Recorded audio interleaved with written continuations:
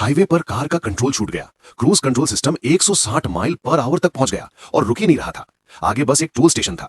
सामने वाले traffic police ने सिचुएशन को समझ लिया और तुरंत हेडक्वार्टर्स कांटेक्ट किया ताकि रोड क्लियर कराई जा सके। टोल स्टेशन को ऑर्डर मिला और उन्होंने इवैक्यूएट करना शुरू कर दिया। लेकिन जब वो आदमी टोल स्टेशन पहुंचा तो उसने देखा कि ऑपोजिट लेन क्लियर की गई थी, उनकी वाली नहीं। उनकी लेन पूरी तरह ब्लॉक थी। इस क्राइसिस के मोमेंट में उस आदमी को एक आइडिया आया।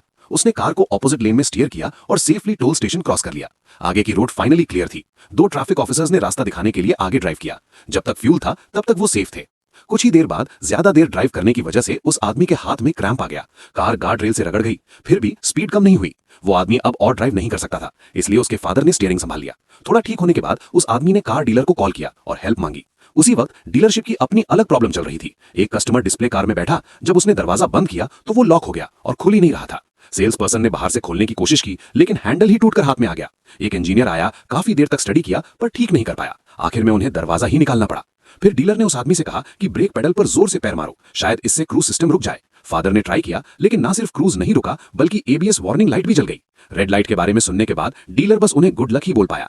40 किलोमीटर आगे एक बड़ा ट्रैफिक जैम लगा हुआ था। रोड कुछ देर तक क्लियर नहीं हो सकती थी, लेकिन उनके पास अभी भी 100 किलोमीटर चलने लायक फ्यूल था। उसी वक्त फादर ने कहा कि उन्हें सुसु आई है। उन्होंने उन्हें एक प्लास्टिक बैग दिया। उन्होंने पूरा बैग भर दिया। उस आदमी ने वो लिया, उसे घिन आई और उसने उसे खिड़की से बाहर फेंक दिया। वो पीछे आ रहे एक बीएमडब्ल्यू ड्राइवर के मुंह पर जा लगा। बीएमडब्ल्यू ड्राइवर गुस्से से पागल हो गया।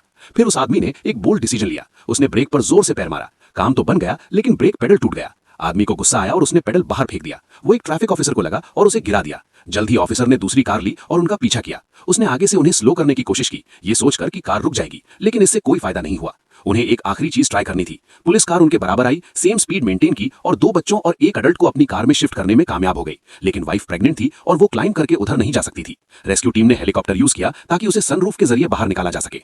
ट्रैफिक जैम बस आगे ही था, लेकिन हेलीकॉप्टर के पास उस आदमी और उसके फादर को बचाने का टाइम नहीं था।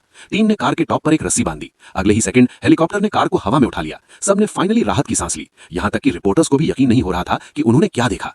जैसे ही उस आदमी ने खुशी में मुस्कुराया, कार की छत फटकर अलग हो गई। किस्मत से वो हवा में ज्यादा ऊपर नहीं थे। उस आदमी और उसके फादर को फाइनली बचा लिया गया। देखने वाले सभी लोगों से सवाल है, अगर आपकी कार आउट ऑफ कंट्रोल हो जाए तो आप क्या करेंगे?